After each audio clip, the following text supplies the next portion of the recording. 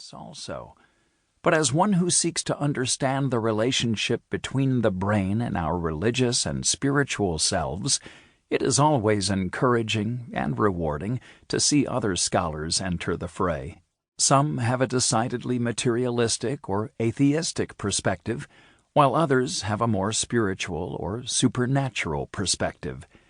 Each of these perspectives has the potential to provide important insights into the relationship between our brain and our spiritual side. That is why Break Through the Limits of the Brain is an important work that helps to move the discussion forward.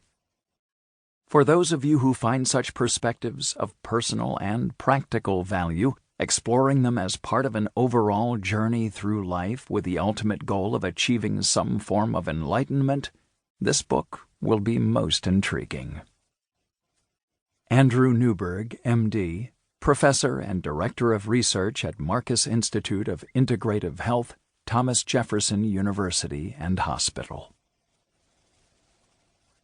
Chapter 1. We are so much more than we know.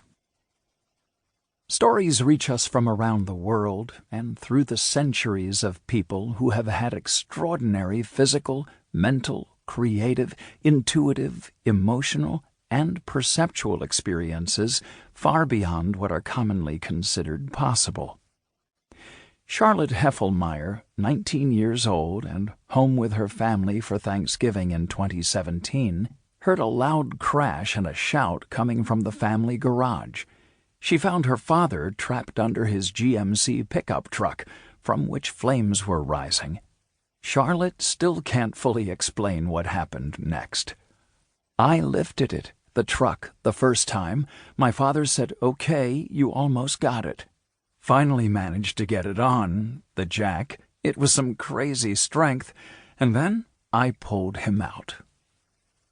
In the book Seeing the Invisible, Meg Maxwell and Verena Schuden shared accounts from ordinary people describing extraordinary experiences. This account is one of thousands that have been sent to the Alistair Hardy Research Center. A young woman preparing a meal for her family was suddenly transported. "The kitchen and garden were filled with golden light. I became conscious that at the center of the universe and in my garden was a great pulsing dynamo that ceaselessly poured out love. This love poured over and through me, and I was part of it, and it wholly encompassed me. It was overwhelmingly real, more real than anything I had experienced, although I had been in love, and the feelings after the birth of each of my children had been wonderful. The vision was a far realer quality." An unnamed woman. Ruth Stone, award-winning poet, author, and teacher, related the following story to Elizabeth Gilbert, author of Eat, Pray, Love. As Stone was growing up in rural Virginia, she would be out working in the fields, and she would feel and hear a poem coming at her from over the landscape. It was like a thunderous train of air, and it would come barreling down at her over the landscape.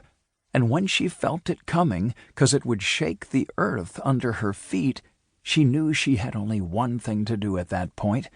That was to, in her words, run like hell to the house, as she would be chased by this poem. The whole deal was that she had to get a piece of paper fast enough so that when it thundered through her, she could collect it and grab it on the page.